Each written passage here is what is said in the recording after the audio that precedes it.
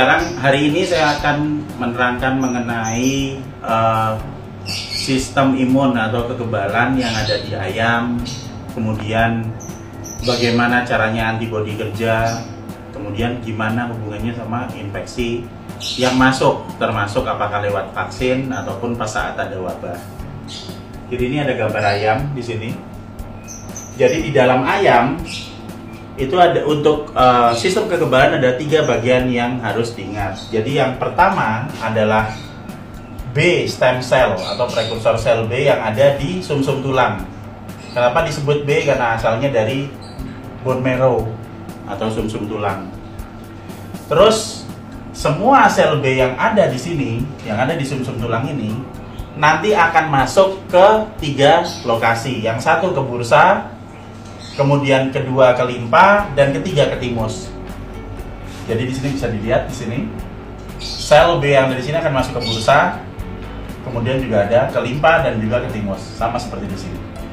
Begitu mereka masuk ke dalam bursa sel B itu, terus sel B itu kemudian nanti akan dicetak lagi untuk diubah menjadi antibodi. Jadi yang masuk ke bursa akan diubah jadi antibodi, yang masuk ke limpa juga akan diubah jadi antibodi. Sementara yang masuk ke timus nanti akan diubah jadi sel T. Timus letaknya di sini. Kita semua tahu letaknya. Nah, sekarang perbedaannya apa? Bedanya antara sel T dengan antibodi.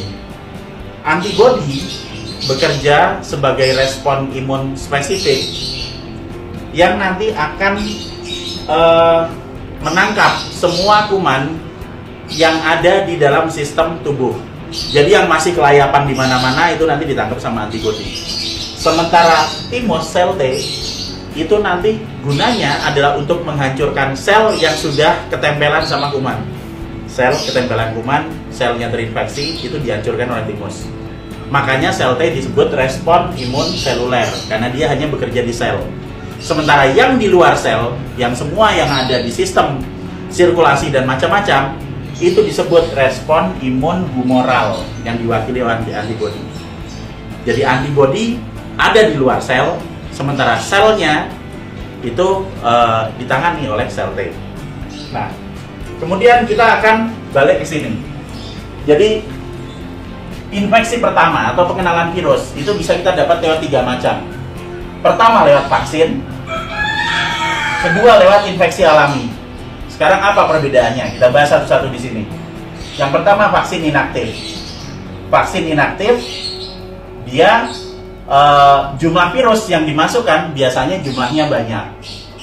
Kenapa jumlahnya banyak? Karena virusnya mati di situ, dia nggak bisa bergerak kemana-mana. Biasanya yang dimasukkan di dalam vaksin inaktif ini adalah virus ganas yang dimatikan. Karena virusnya mati, dia nggak bisa kelayapan kemana-mana.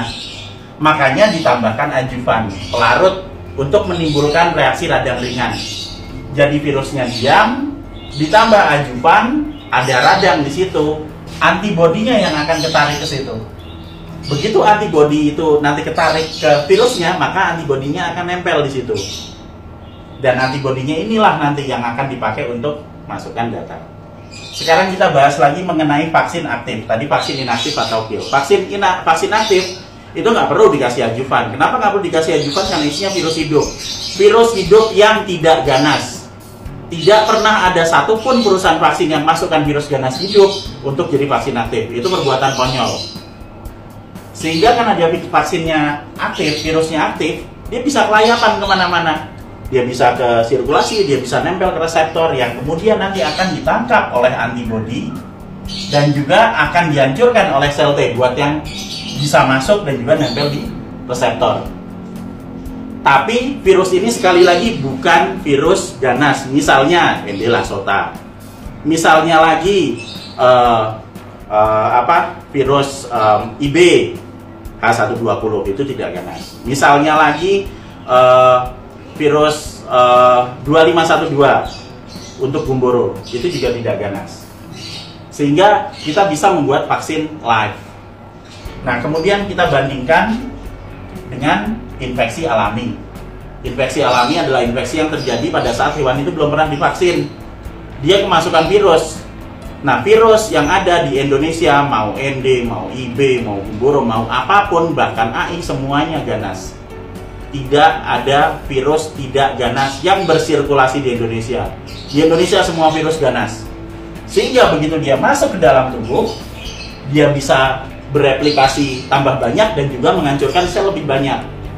Apakah nanti tidak akan direspon oleh antibodi? Ya direspon. Permasalahannya adalah karena pertambahan virusnya lebih cepat, melebihi jumlah antibodi dan juga jumlah sel T yang diproduksi, sehingga jumlah virus yang masuk akan lebih besar dari antibodi dan sel T. Yang terjadi apa?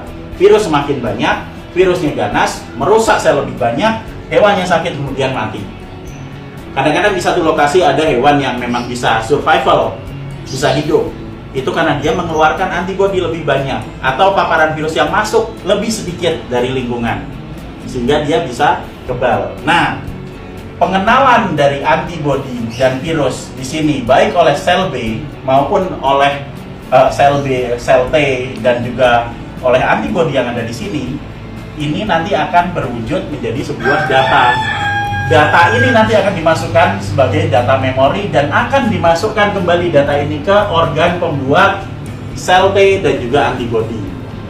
Sehingga kalau ini tadi infeksi yang pertama, maka infeksi yang kedua sudah ada data mengenai virus yang masuk. Sehingga begitu virus masuk dalam waktu beberapa hari, dia langsung mengeluarkan antibodi maupun sel T, dan itu bergerak lebih cepat.